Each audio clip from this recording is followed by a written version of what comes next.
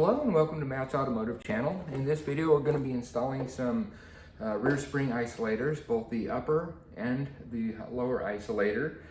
Previously we had changed out the control arms in the front, and along with those control arms came new bushings, and also purchased some new strut mounts, and it eliminated all the noise from the steering, and it's very tight and very good now, but it's so quiet up front now you can hear a little bit of clunking in the rear.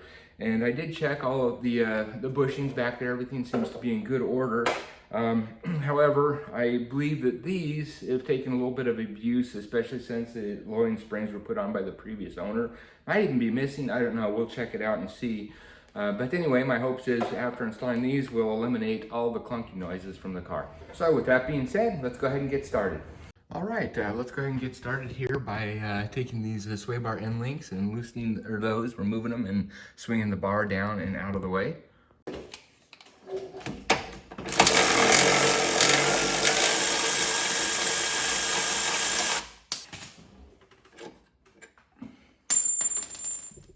All right, now let's go ahead and remove the driver's side.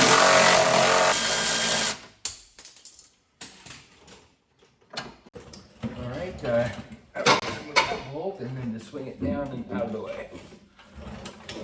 Okay, now before we lower or remove the lower bolt for the shock, we'll go ahead and support the wheel.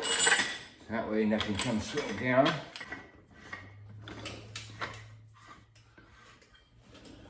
All right, now let's go ahead and remove the bolt for the lower shock.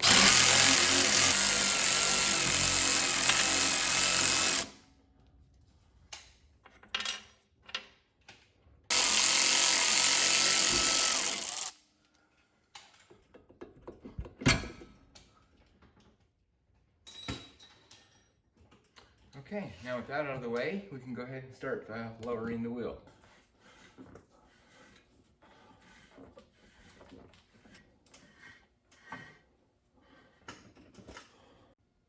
All right, now with the suspension lowered, this spring should be loose, and we should be able to just remove it. And there we go. And then of course, here's the lower spring isolator. And the upper one up here, and just pull it out. All right, just to show you how this upper isolator goes in, you'll notice that there's a little plastic piece here. That just gets pushed up into that hole right there, and then that will hold it in place. And then of course the lower one just sits here on this perch right here. So we'll go ahead and clean up all these surfaces before we put the new ones in.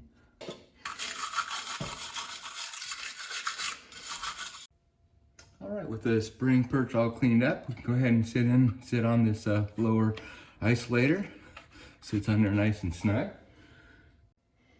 All right, and for this upper isolator, if you just try to push it up in, it won't go, because this little piece here will just flex in like so. So it's best if you get a rod, place the isolator on top of the rod, then you can push from the center.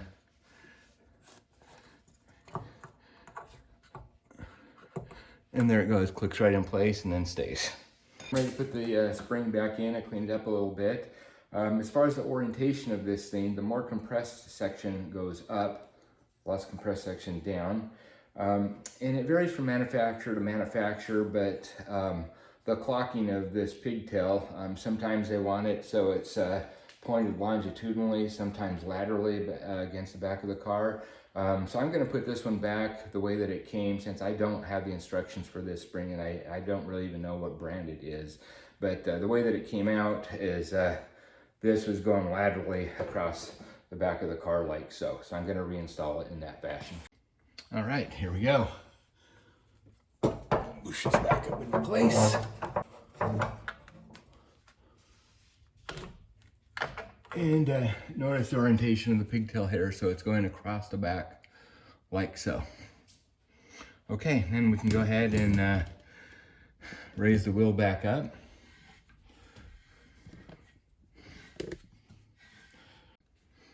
All right, and then we'll just keep raising it until the strut and the axle holes match up, and then we'll put the bolt back in. About right there should do it.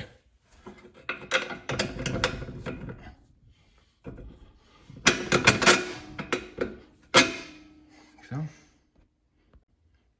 okay, and then we'll put the speed nut back on, and this little tab here obviously fits into this little notch here.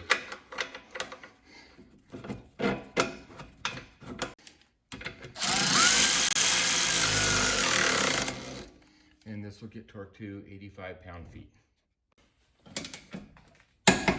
All right, and we can just lower the support, and then we'll just go ahead and repeat the same process on the other side.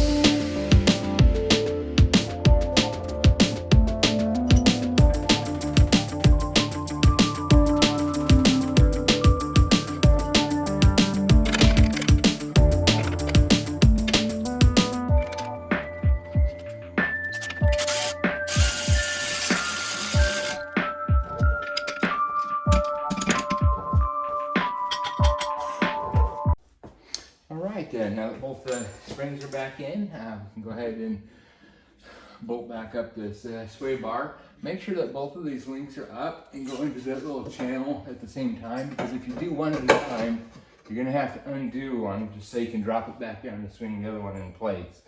So, and these will get torqued to 85 pound-feet.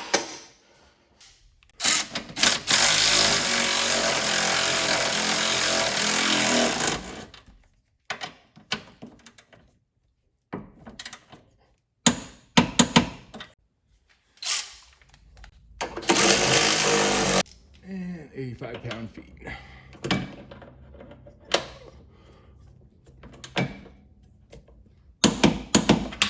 Okay, and we're pretty much done. We'll just go ahead and take it out for a test drive now and see if the noises are gone.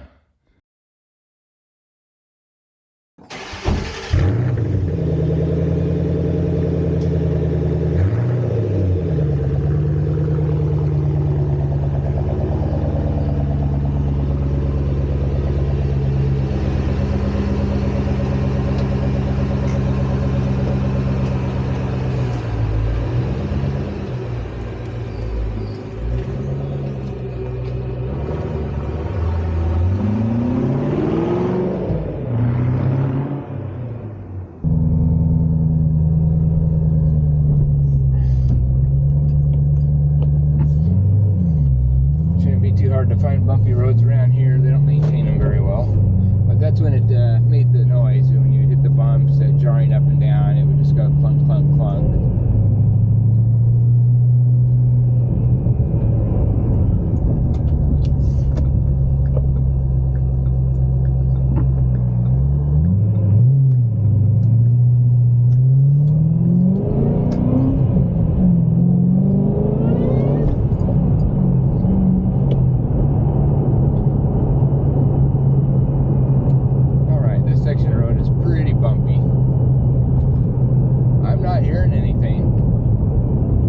I think this was a success.